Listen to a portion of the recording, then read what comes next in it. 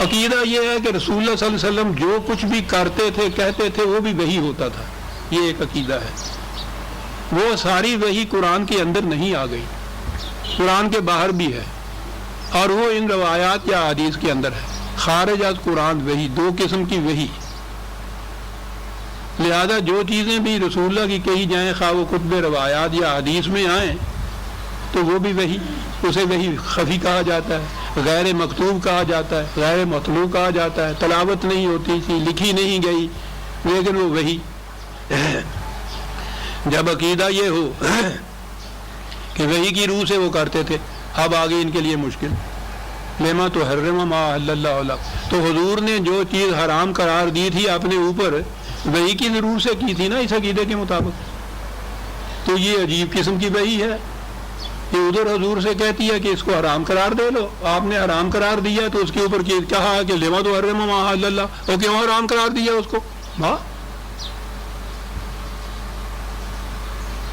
اب مشکل بات، یعنی خود ہی یہ چیزیں اپنے ہاں بیڑیاں تیار کرتے ہیں، اندر بیٹھے ہوئے ہیں، کنڈی لگائی ہوئی ہے، رو رہے ہیں کہ نکلیں کیسے، وہ اپنی لگائی ہوئی کنڈی کھولو کہ جی نہیں یہ بڑی مقدس ہے، تو روتے رہو۔ یعنی یہ الجھاؤ، آپ غور فرمایا نا، یہ الجھاؤ، پہلے کہا کہ حرام قرار دے دیا رسول اللہ نے کچھ، آگے بات آئے گی کہ کیا حرام قرار دے دیا، عقیدہ بنایا کہ حضور کا ہر عمل وحی پہ مبنی ہوتا تھا، حرام قرار دیا تو وحی کے مطابق ہوگا نا، یہ تو وحی کے مطابق حرام قرار دیا، اور وحی یہ کہہ رہی ہے کہ یہ کیوں تم نے حرام قرار دی، بس پھر باتیں چل نکلی، یہ نہیں کھڑے ہو کے سوچا کہ وہ عقیدہ ہی غلط تھا، وہ تو اپنی جگہ ٹھیک ہے، اس کے ٹھیک ہونے کی سند کیا ہے؟ امام شافعی نے فرمایا ہے، چلیے جناب خدا جو مرضی فرماتا رہے۔ بحث اس کے اوپر میں نے گزارش کیا تھا نا کہ پہلی آیت ہی آپ کے ہاں اتنی اہم ہے، اہم کیا ہے؟ وہ تو ہماری بنائی ہوئی مشکلات ہیں، 1000 برس سے آپ کے ہاں تفاسیر کتب، ان چیزوں کے اندر ان کی ڈسکشن دیکھیے، ان کی باتیں دیکھیے، ان چیزوں پہ ہیں۔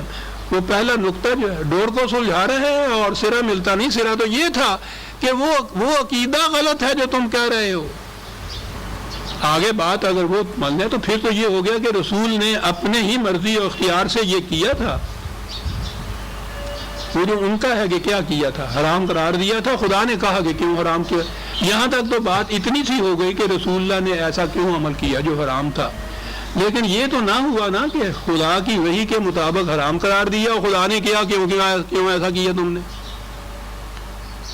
یہ تو بات نہیں تھی نا، بات صاف ہے۔ یہ حرام کا لفظ حرام کے معنی نہیں ہے ممانعت، پابندی عائد کر لینا اپنے اوپر کسی چیز کے نہ کھانے کی، ہم روز یہ کچھ کرتے ہیں۔ کیوں کہا خدا نے کہ آپ کی حیثیت، آپ کا مرتبہ کچھ اور ہے، آپ نے یہ چیز اپنے لیے ناگواری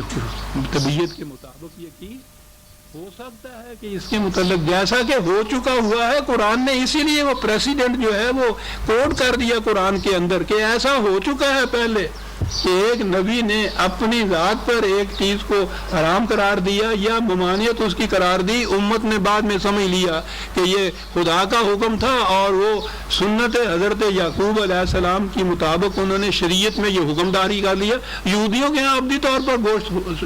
اونٹ کا جو ہے وہ حرام ہے، اور یہ بات مسلمانوں سے ہوتی تھی ان کی، خدا نے کہا وہ یہ چیز تھی، اس طرح سے ہوا، اس لیے رسول اللہ صلی اللہ علیہ وسلم سے کہا گیا کہ ایسا آپ نے جو کیا ہے، عام انسان کو ایسا کر لے تو اس کے اس عمل کو یہ نہیں کہا جائے گا کہ یہ خدا کی طرف سے حکم تھا، آپ کے اس عمل کے متعلق یہ چیز کی جا سکتی ہے جو پہلے ہو چکا ہوا ہے، یہ نہیں کرنی چاہیے آپ کو۔